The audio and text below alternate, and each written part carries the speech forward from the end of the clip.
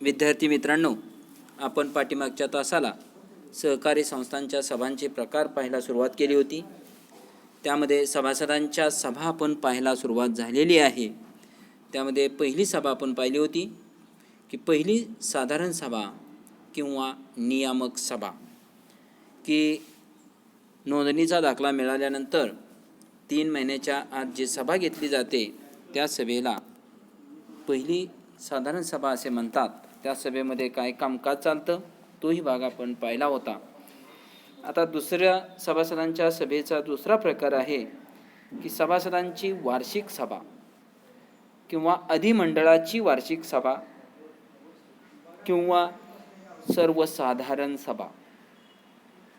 महाराष्ट्र सहकारी संस्था कायदा 1960 नुसार प्रत्येक सहकारी संस्थेने आर्थिक वर्ष संपल्यानंतर 6 महिन्याच्या आत सभासदांची वार्षिक सभा बोलवली पाहिजे आणि या सभेलाच अधिमंडळाची वार्षिक सभा असे म्हणतात. म्हणजे थोडक्यात सांगायचं झालं तर आर्थिक वर्ष संपल्यानंतर 6 महिन्याच्या आत सभासदांची जी सभा बोलवली जाते त्या सभेला वार्षिक साधारण सभा असे म्हणतात. वार्षिक साधारण सभा ही दरवर्षी बोलवली जाते. सहकारी संस्थेचे जे आर्थिक वर्ष आहे हे आर्थिक वर्ष 31 मार्चला संपते आणि 1 एप्रिलला सुरू होते. हे आर्थिक वर्ष संपल्यानंतर म्हणजे 31 मार्च नंतर 45 दिवसांच्या आत संस्थेची वार्षिक हिशेब पत्रके पूर्ण करावी लागतात व 4 महिन्याच्या आत संस्थेचे लेखापरीक्षण म्हणजे हिशेब तपासणी करून घेणे बंधनकारक असते. सभासदांची जी वार्षिक सभा आहे या वार्षिक सभेची सूचना सचिवाने सर्व सभासदांना सभेपूर्वी किमान 14 दिवस अगोदर दिली पाहिजे. आवश्यकता वाटल्यास तो हिशेब तपासणी संबंधीचा खुलासा करण्यासाठी निबंधक या सभेला हजर राहू शकतात किंवा लेखापरीक्षकाला सुद्धा या सभेची सूचना द्यावी लागते.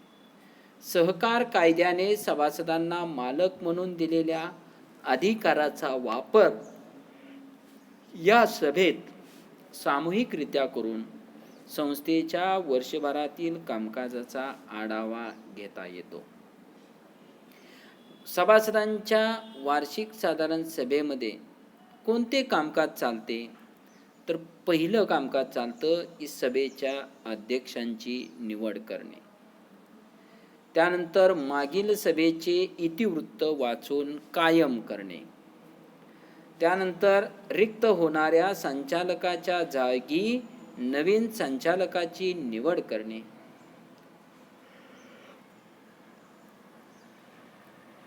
त्यानंतर मागील आर्थिक वर्षाचे जमा खर्च, नफा तोटा खाते, ताळेबंद पत्रक व हिशेब तपासणीचा अहवाल इत्यादींना मंजुरी देणे.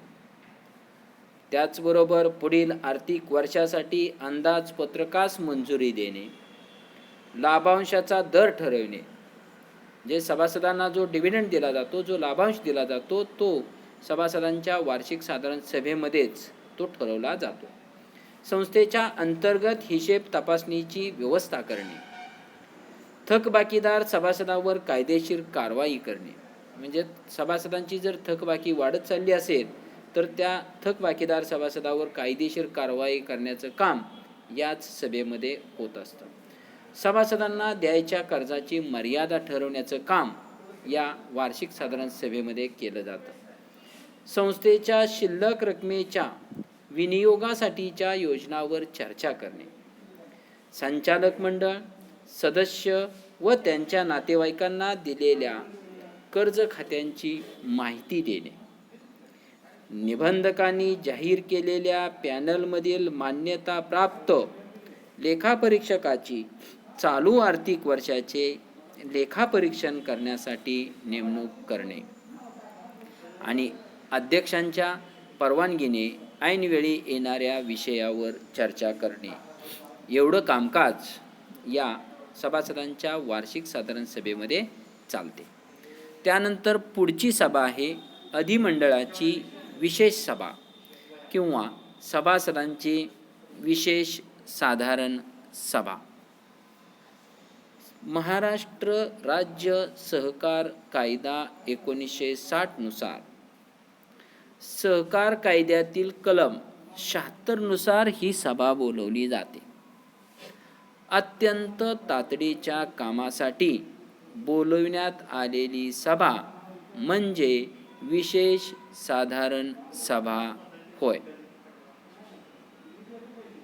2 वार्षिक सर्वसाधारण सभाच्या मधील काळात होणाऱ्या सभांना सभासदांची विशेष सभा असे म्हणतात.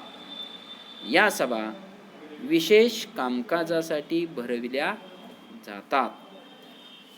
काही तातडीच्या विषयांना सभासदांच्या सभेची मान्यता घेणे बंधनकारक असते.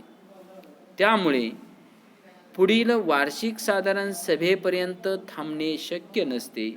म्हणून 2 वार्षिक सभांच्या दरम्यान ही सभा बोलवली जाते.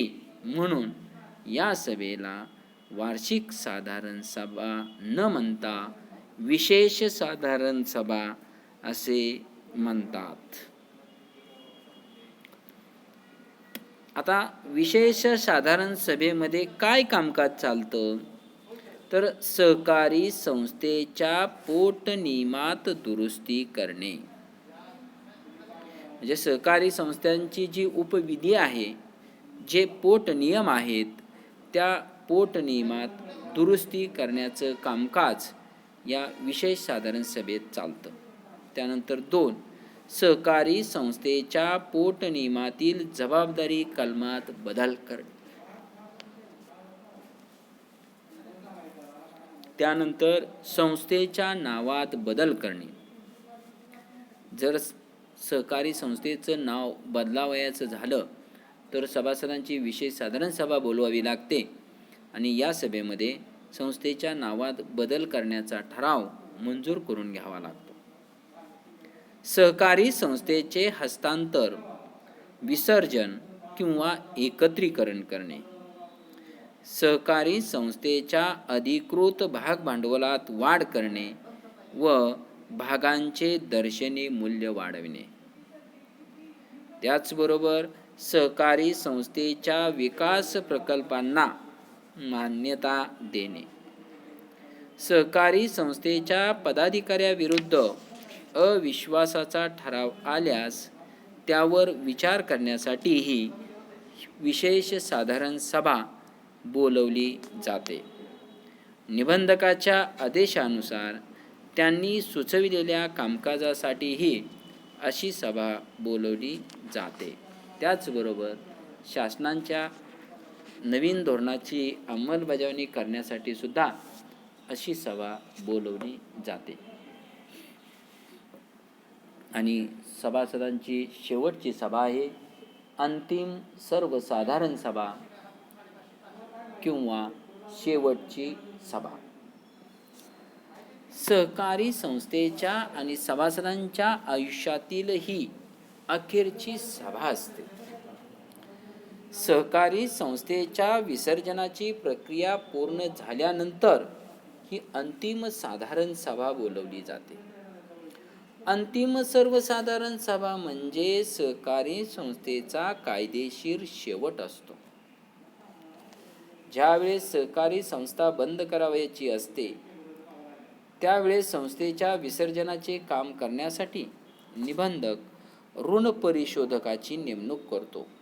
या सभेला गणसंख्येची कोणतीही अट नसते.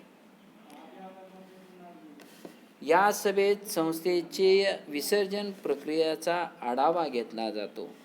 संस्थेच्या कारभारात आलेल्या अपयशाची कारणे दिली जातात.